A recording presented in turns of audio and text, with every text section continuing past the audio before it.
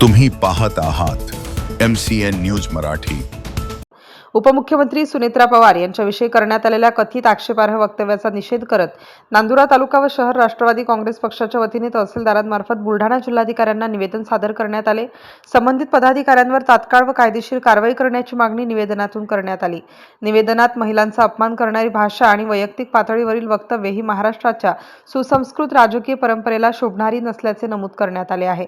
तसेच संबंधित व्यक्तीने जाहीर माफी मागावी, अन्यथा लोकशाही मार्गाने आंदोलन करण्यात येईल असा इशारा देण्यात आला।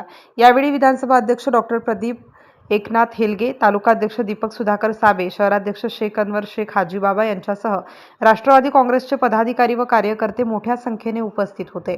MCN न्यूज मराठीकरिता शिवाजी पैसोडे, नांदुरा।